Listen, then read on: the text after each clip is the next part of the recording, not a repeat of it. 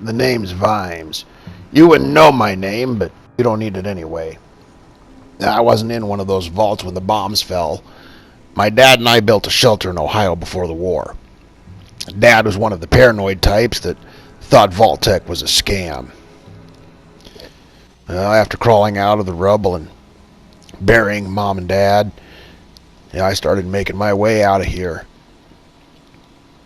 We used to go to the Alpine River cabins in summer, so I figured why not? But with my broken leg, it took a while. Well, after making it through Wayne National Forest, or what was left of it anyway, I realized just how sick I was getting. It was then I spotted the West Virginia Lumber Company across the river, so thought I'd go explore a bit.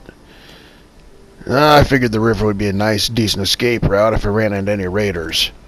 And what I came across was worse. Much, much worse. Now, there were these big green men. Thought they were aliens at first, but remembered aliens have big saucer-sized eyes and are pretty short and skinny. Let's play, little human.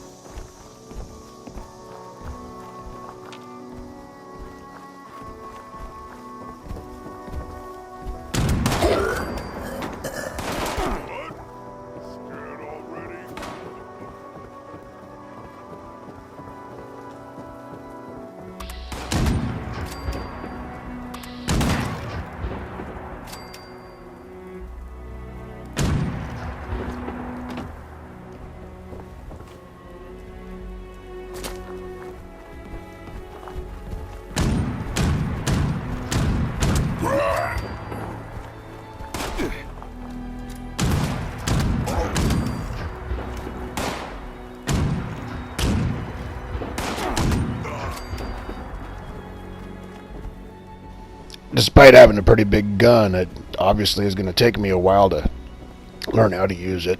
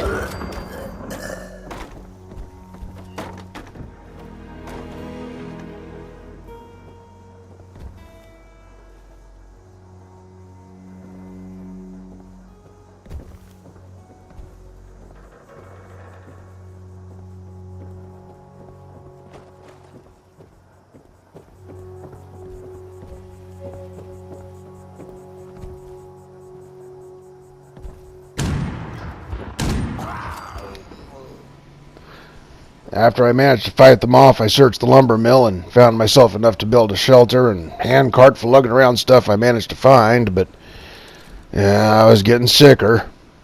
So, the bed saw more use than the cart. Felt like Schrodinger's fucking cat, but, at least he had someone to check if it was alive or not. I came across the field a couple of weeks later and found Bertha. She was just a calf and sick like me, but unlike me, had two heads, which for a cow isn't necessarily better than one. I did my best for her, keeping her in the cart, hunting food for water when I could. And over the months, she got better, and I realized I wasn't sick anymore either. I was worse. Much worse. And yet, somehow, better than I ever felt. Well, that was 27 years ago, and made it in Appalachia a few days ago.